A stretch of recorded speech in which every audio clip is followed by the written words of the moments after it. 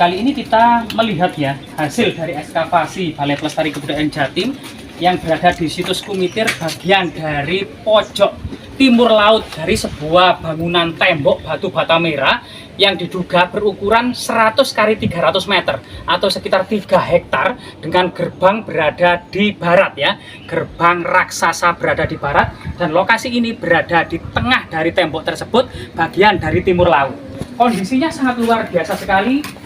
Misalnya terus kemudian ke arah timur lagi, seakan-akan presisi dengan tembok yang ada di sini. Namun di tengah dari tembok ini penuh dengan boulder-boulder atau batu-batu gundul, sehingga kemudian menyiratkan sebuah misteri, menyiratkan tentang sebuah tanda tanya besar tentang eksistensi di masa lalunya. Bahkan banyak juga boulder-boulder itu di samping tembok ya, seperti ini, seperti termasuk kemudian balok-balok batu candi. Sehingga jika kita lihat struktur yang ada di sini, seperti apakah eksistensi dari bangunan pada masa lalu gitu ya. Kalau memang menurut penelitian terbaru, sebuah tembok istana yang berukuran 3 hektar, 100 x 300 meter, ternyata memang ada semacam pakem-pakem pada masa kerajaan Majapahit, yaitu hampir semua istana-istana tersebut menghadap ke arah barat, dengan gerbang raksasa berada di arah barat, dan sebuah bangunan suci di tembok sebelah timur laut, di dalam tembok sebelah timur laut. Jadi salah satu sampel adalah situs Klinterjo ya, yang ada di Suko, itu juga memiliki susunan yang sama, yang dimana kemudian lingga yoni atau yoni raksasanya masih kita dapati saat ini, yang diduga merupakan candi pendarmaan dari Tribuana Tunggadewi yang menjadi rani di Majapahit antara tahun 1328 sampai 1350 Masehi, yang kemudian digantikan oleh putranya yaitu Dyah Hayam Wuruk. Jika kemudian kita berjalan ke arah sana gitu ya, dan selain itu ya, selain kemudian tadi ya situs Klinterjo, juga situs Kumitir ini juga memiliki makna yang sama, yaitu sebuah tembok keliling seluas 3 hektar, kemudian ada bangunan suci di pojok timur laut, dan ada gerbang raksasa di sebelah barat. Jika kita mengacu kepada kitab Negara Kertagama, misalnya Pupuh ke-12 ya, baris ke-4, itu diceritakan bahwasanya di sebelah timur tersekat lapangan menjulang istana ajaib Raja Wengker dan Rani Daha, Pinakah Dewa Indra dan Dewi Saci, bersebelahan dengan istana Raja Matahun bersama Rani Lasem, tidak jauh di sebelah selatan dari istana Raja Wilwatikta atau Raja Majapahit. Di sini kita saja pada baris keempat ini dalam Pupuh Negara Kertagama Pupuh 12 ini ada menyiratkan istana ya, istana Raja Wengker sebelahan dengan istana Raja Matahun dan bersebelahan dengan istana Raja Majapahit. Artinya di Trawulan yang diduga kota dan istana kerajaan Majapahit ini satu-satunya situs perkotaan itu penuh dengan istana-istana, baik itu raja pusat yaitu Raja Majapahit maupun raja-raja daerah. Minimal ada 17 raja daerah ya yang memerintah di Majapahit pada waktu itu. Antara lain itu Raja Kahuripan, Raja Daha, Tumapel, Wengker, Lasem, Matahun, Pakembangan, Pamanuan, kemudian Pamotan gitu ya, termasuk Mataram, Pajang, Singapura, dan Tanjung Pura. Ini merupakan nama-nama dari raja-raja daerah yang pernah eksis pada masa kerajaan Majapahit.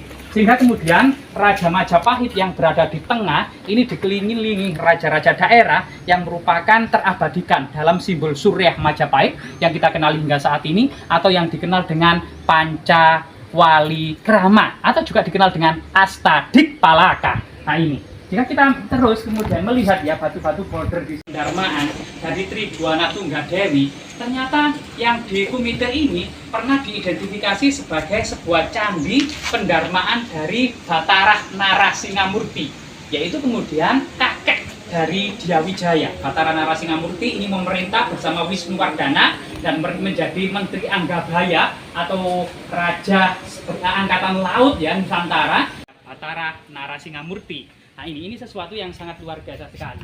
Bahkan kemudian jika dilihat ya jejak-jejak peradaban istana dengan bangunan sucinya yang ada di timur laut, gerbang raksasanya di sebelah barat, ini juga dijelaskan dalam cerita Yin Ye Senglang, bahwa Mahuan bersama rombongan Cingbu datang ke Majapahit itu juga penuh dengan istana-istana yang menjulang tinggi, yang dikelilingi oleh tembok setinggi 3 cang. Jadi ukuran Tiongkok pada waktu itu ya. Sedangkan kemudian dalam Kidung Wargasari itu dijelaskan yang sampai saat ini ternyata desa-desa tersebut masih eksis.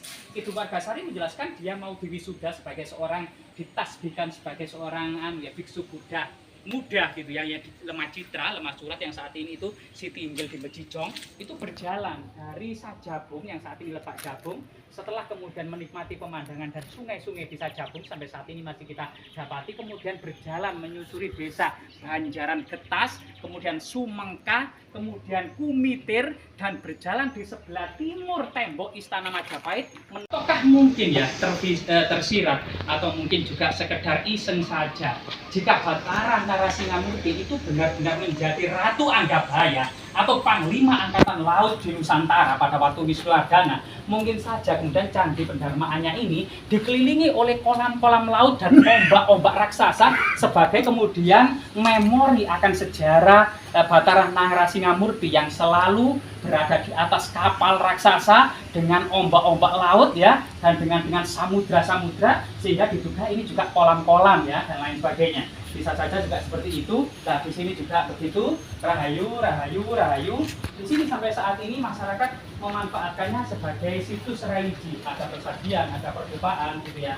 Dan coba kita hormati, dan ini juga ada runtuhan yang sangat besar. Di sini seakan paling tinggi dari lokasi yang lain.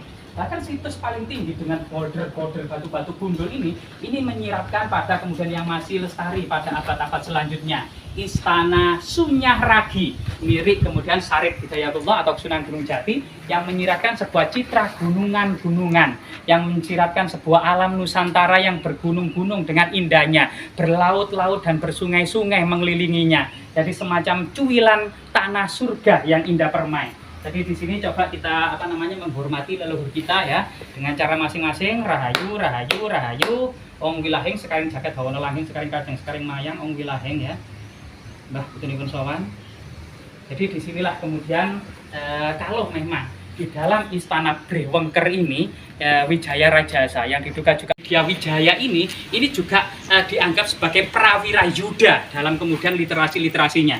Diduga juga menggantikan oleh ayahnya Batara Narasingha menjadi Ratu Anggabaya atau Panglima Angkatan Laut Singosari. Kemudian Batara Dyah Lembutal ini ketika mangkat juga kemudian didharmakan Dyah Lembutal yang ketika mangkat kemudian abunya ditaruh di Mireng Megalo Jombang. Kemudian kakeknya yang bernama Mahisa Cempaka atau Batara Narasingamurti ketika mangkat dan abunya ditaruh di Kumitir Jatirejo Mojokerto, dan kakek buyutnya yang bernama Batara Parameswara atau Mahisa Wongateleng yang merupakan keturunan Ken Arok dan Ken Dedes ketika mangkat kemudian abunya ditaruh di Pikatan Gondang Mojokerto. Lereng Gunung Welirang, Pikatan Gondang Mojokerto, kemudian Kumitir, kemudian Mireng yang saat ini dipecah menjadi Mojokerto dan Jombang, dahulunya merupakan telatah Wilwatikta. Artinya leluhur Dyah Wijaya sang pendiri kerajaan Majapahit ini memiliki tanah-tanah kekuasaan yang luas di wilayah yang akan dijadikan Majapahit, termasuk masyarakatnya diduga memiliki loyalitas kepada leluhur Dyah Wijaya, sehingga kemudian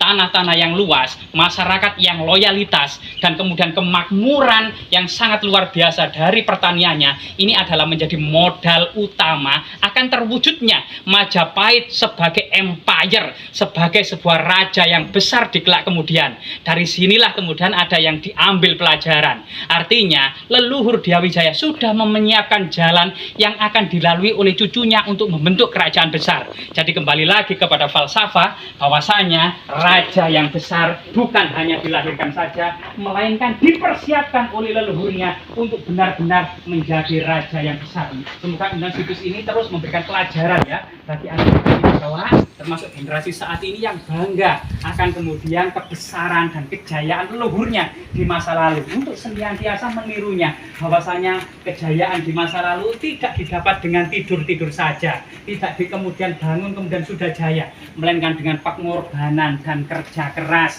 Bahkan leluhur Majapahit berhasil mengusir pasukan Mongol. Semoga menjadi manfaat bagi kita semua.